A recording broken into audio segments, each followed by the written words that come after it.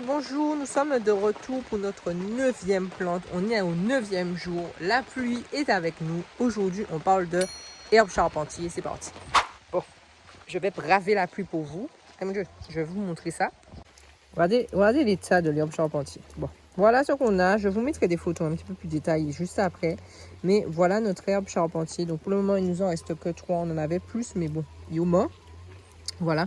Donc ça prend une petite couleur rougeâtre aussi, hein, mais en général c'est vert, c'est quand même vert et ça court. Je vais en prendre une et puis je vais me mettre à l'abri et puis on va discuter des vertus, tout ça.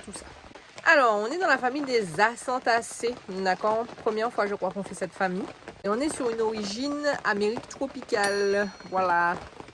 Un nom scientifique vraiment Justicia pectoralis, je crois. Vous savez déjà, je vous mets ça juste en bas là si vous voulez aller voir un peu plus d'informations grâce au nom scientifique.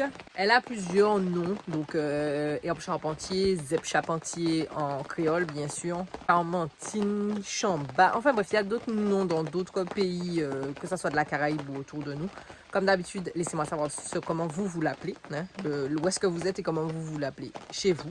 Alors, l'herbe charpentier, c'est une herbe qui est très ancienne quand même. C'est pas quelque chose qui est récent. Elle était déjà utilisée au temps de l'esclavage pour soigner les esclaves. Donc, une petite anecdote comme ça.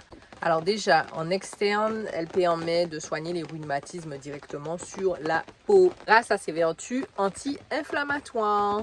Alors, en usage externe, grâce à ses vertus anti-inflammatoires, d'accord, elle permet de soulager, je cherche mes mots, de soulager les problématiques rhumatisme, douleurs musculaires ou articulaires. Donc déjà, c'est pas mal sous forme de cataplasme. Mais aussi les contusions, d'accord? Je vais m'asseoir. Elle aide aussi à la cicatrisation. C'est d'ailleurs de là que vient son nom herbe charpentier. Comme je vous ai toujours dit, on donnait ces noms-là parce qu'il y avait soit au niveau visuel, elle ressemblait au nom, soit ses vertus étaient en rapport avec le nom. Donc là, en l'occurrence, herbe charpentier, c'est parce qu'elle permettait la cicatrisation des charpentiers.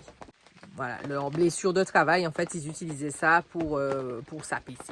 Ensuite, en usage interne cette fois-ci, donc sous forme d'infusion ou de décoction, c'est vous qui voyez, les feuilles permettent de soigner tout ce qui est la toux, les troubles gastriques, ça favorise aussi l'endormissement parce qu'elles sont en fait légèrement sédatives, un petit peu comme la brisée qu'on a vue précédemment. En général, vous la retrouvez souvent par rapport aux problématiques gastriques, intestinales ou intestinales. Si vous avez des crampes, toutes ces choses-là, le repas est mal passé. C'est pour ça que vous allez souvent retrouver l'herbe charpentier, ainsi que bien sûr pour tout ce qui est les contusions, les douleurs musculaires et articulaires en externe. Mais en tout cas, pour les problématiques gastriques, c'est souvent sous forme d'infusion. Voilà, donc c'est à peu près comme d'habitude, hein, 20 grammes pour 1 litre d'eau. Donc c'est à peu près une poignée pour 1 litre d'eau. Pour tout ce qui est en fait, c'est un très puissant antispasmodique, c'est-à-dire que si vous avez des crampes, vous savez, votre ventre se tord un peu dans tous les sens, eh bien, c'est votre meilleur ami pour ça sous forme d'infusion. Maintenant, pour tout ce qui est, comme on l'a vu, pour l'externe, donc sous forme de cataplasme, ou même pour la cicatrisation, vous prenez la plante entière, vous la broyez et vous appliquez ça là où vous avez mal ou là où vous voulez que la cicatrisation se fasse plus rapidement. Elle fait d'ailleurs penser à l'herbe du tigre, hein, puisque elle aussi, elle a des vertus cicatrisantes, donc c'est pour ça que ça s'appelle herbe du tigre. Si vous ne savez pas de quoi je parle, je vous invite à aller voir la vidéo sur l'herbe du tigre. La pluie, merci! Sur l'herbe du tigre, saison 2. Pour les gens qui ont du mal à dormir, vous pouvez boire 2 à 3 tasses avant d'aller dormir, enfin le soir avant d'aller vous coucher, bien sûr. Comme d'habitude, on ne prend pas les tasses tout de suite avant de dormir, sinon ça va être contre-productif. Vous n'allez pas dormir parce que vous allez vous lever pour faire pipi. Mais en tout cas, vous pouvez prendre 2 à 3 tasses ou 1 à 2 tasses, dépendamment, avant de dormir pour avoir l'effet sédatif qu'a cette plante. Maintenant, on passe au jardin. Dans le jardin, c'est une plante, comme je l'ai dit, qui est assez... qui court, en fait, qui ne monte pas très haut. Ça ne dépasse pas à peu près 60 cm, même pas. J'exagère, c'est vraiment très court. Comme vous pouvez le voir, ça rampe. C'est une plante qui aime l'ombre en fait et l'humidité, donc c'est pour ça qu'elle est un peu rougeâtre. C'est parce que là il faut savoir qu'elle est au soleil plus qu'à l'ombre, donc elle n'est pas très contente. Donc si vous voulez qu'elle soit bien verte, bien contente, il faut plutôt la mettre à l'ombre. Bien sûr, comme d'habitude, un sol bien drainé, hein, on n'aime pas trop les sols compacts. Et pour la reproduction, ben, vous pouvez faire ça par bouturage, d'accord? Donc nous on est parti d'un plant et on a multiplié par le bouturage, c'est-à-dire de prendre un morceau de la plante. Vous pouvez aussi le faire par semence, pardon. Donc il faut attendre que la plante soit en fleur. C'est une plante qui fleurit toute l'année, d'accord? Donc, il faut la surveiller. Et vous pourrez récupérer les graines juste après. Mais le plus simple, franchement, c'est la bouture. Voilà. Un mois de décembre vraiment pluvieux, n'est-ce pas? Nous allons voir ça comme une bénédiction, d'accord?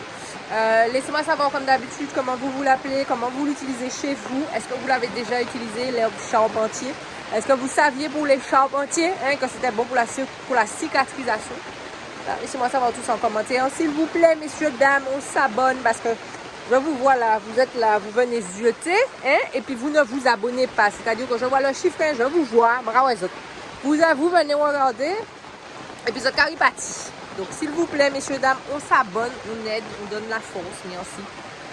Petit pouce, petit partage, petit commentaire. Je vous remets la vidéo de hier au cas où vous ne l'aviez pas vue. Ça peut arriver, comme ça vous êtes tombé sur la vidéo, vous dites quoi, qu'est-ce que c'est? Allez voir la vidéo d'hier et on se retrouve déjà demain pour la prochaine vidéo en espérant que la pluie s'arrête.